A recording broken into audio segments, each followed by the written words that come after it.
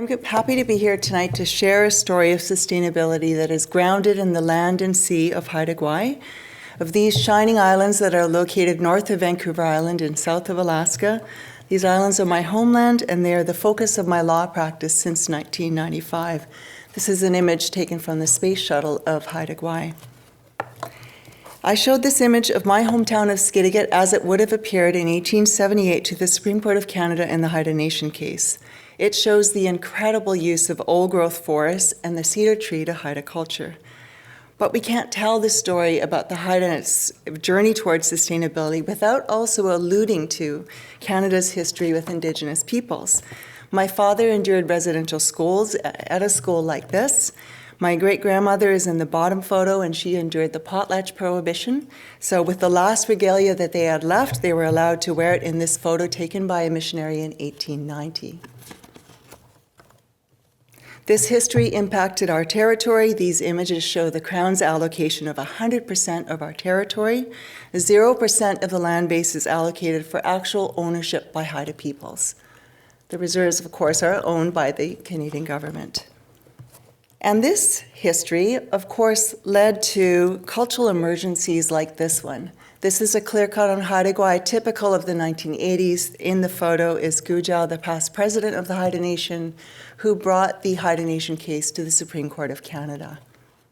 Again, these are of the ancient sisters that had appeared in the first photo. Now, my work builds on the prior work of many, many others going back 150 years, including these elders whose work led to the establishment of the Gwaii-Hanas area and led to joint management of 25% of the territory with the Haida Nation and the Government of Canada. Even though it was 25%, it then left 75% of the land base unprotected. Eventually, we ended up before the Supreme Court of Canada in 2004, and then celebrated that victory with the Taco River Tlingit in the streets of Vancouver. Unfortunately, BC replaced that TFL that we actually challenged and brought to the Supreme Court of Canada after our win. So after more blockades and more negotiations, in 2010, we implemented our vision of what the land will look like. 75% of our land base is protected under Haida, provincial and federal jurisdictions. 72% of the shoreline is protected, and we're jointly managing 100% of the territory from mountain to sea floor. But that left the oceans.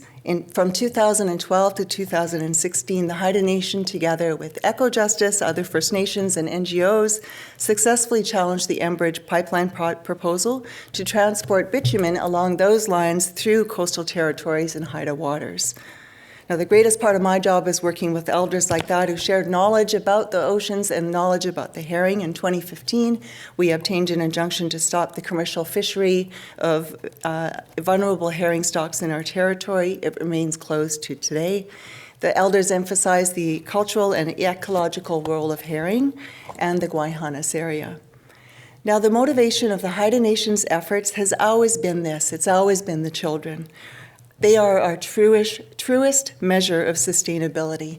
If they can engage deeply in cultural activities, then they will learn how to care for the land and sea, like these children are here.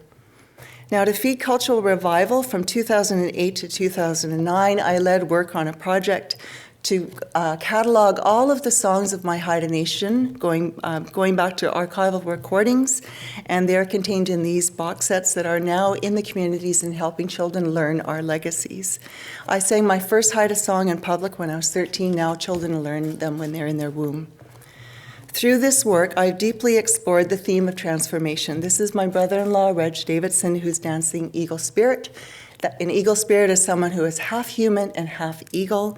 And I learned that every state of transformation is important, even the state that we're in right now. It may not be where we're headed, but it is important.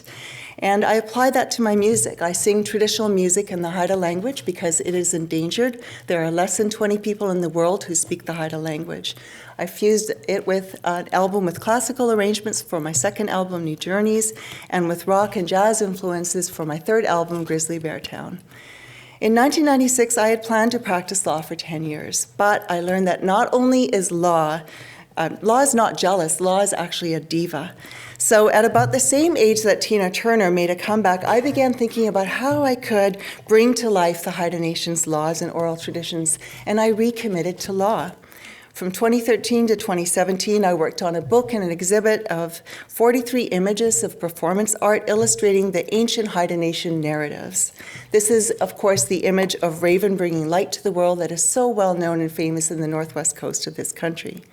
But because law is a diva, I examined Indigenous laws in these images and Aboriginal title and Crown title, as in this image. I questioned how the Crown got title to land and sea through the myth of discovery. I celebrate Indigenous laws and how they blanket the land and sea, as in this image. And this woman, Octopus Woman, symbolizes Indigenous readiness to litigate if Crown does not change their antiquated colonial laws and policies. This art reflects my practice of applying ancient knowledge to contemporary phenomena and challenges like this woman, oil slick women. It would be a supernatural event. It would devastate areas such as North Beach and Toe Hill in Haida Gwaii. Look at that. Finally, this month, my husband and I will release 2 new projects. One is a children's book called Magical Beings, and the second is an oracle deck. Really, I'm trying to find every avenue available to disseminate an Indigenous and Haida worldview and a cultural environmental ethic. Now, I'm going to end with this image and say our journey as humans is to find ways to live together and to live with the earth. Given this country's history, the climate of change needed for sustainability must include Indigenous peoples steering our canoe forward. Thank you. Hawa.